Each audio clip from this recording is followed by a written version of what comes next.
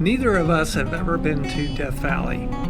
From a photographer's perspective, I knew the park offered many unique landscapes, dramatic light, and vast expanses, so we were both excited to finally have this opportunity.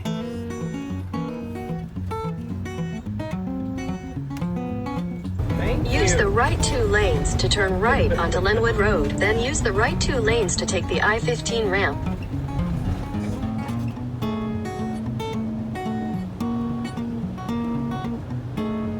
The government shutdown was days old as we headed out on December 27th. The immediate impact for us was that our reservation in the Furnace Creek campground was canceled. So we looked around and found an RV park that was about the same cost, just outside Death Valley Junction, over the border in Nevada. I had my list of sites to visit, knowing that most locations were square miles in size.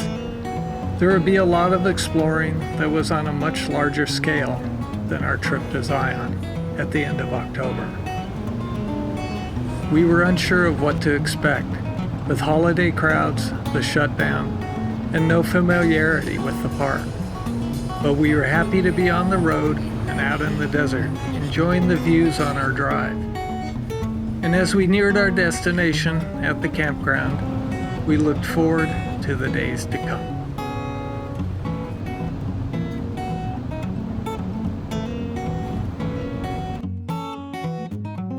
The campground was spacious and had great views, and we were glad to be hooked up as it was below freezing at night, and keeping warm was much easier using somebody else's power.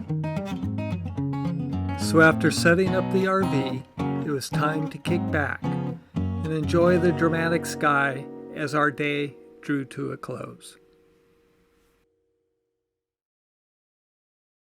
As we drove towards Furnace Creek, the overflowing parking lot at Zabriskie Point was an indication of what these locations would be like. It was clear by the end of our first day that the known points of interest, the iconic sites, were magnets to the very large crowds. Our intention was to be where everyone else was not. So we headed to the salt flats, parked on the side of the road, and started to hike west, looking for possible subjects to photograph. The mountains and expansive sky were familiar, but the surface beneath our feet definitely was not. The salt-infused soil was more like hard ice without being cold and slippery. So we did some exploring, found some possibilities for later or early tomorrow morning, and now we're going to head back to the Jeep, visit the sleeping dogs, have some lunch, and go explore some more. In the afternoon, we decided to explore the Badwater Highway, and after leaving a very, very crowded Badwater site, we turned around and took the access road up to the Natural Arch, slung our packs, and started hiking up the canyon. As we hiked, I became increasingly aware of others being busy taking pictures with their phones, usually posing with friends or family.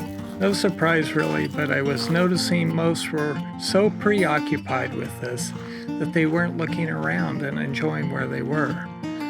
One point I paused to give some young folks time to finish taking a phone picture of the view and happened to see the image on the phone that had an effect applied as it was not anywhere close to the actual scene. This person then said, "I'm gonna rock Instagram with this one." This seems to be what's driving so many to visit our national parks. I witnessed the same thing in Zion. There is so much more to see and feel when we open our eyes and our hearts, slow down and pause to take in the beauty and feel the appreciation well up. For me, photography comes after this feeling. I was kind of hoping to expose an image or two this first day, but just didn't see anything until on our way back down. The sun was lighting up the left side of the arch. I found an unusual composition and used the GFX to do an exposure blend. The second was a view of the valley below, with the last light warming the slope in the foreground. I didn't think much of this one initially, but it has grown on me, and I love the last glow combined with the blue light on the salt flats below. I hope you've enjoyed this content, and if you have, it'd be awesome if you'd hit that subscribe button. Give us a thumbs up. We'll be back with more content real soon.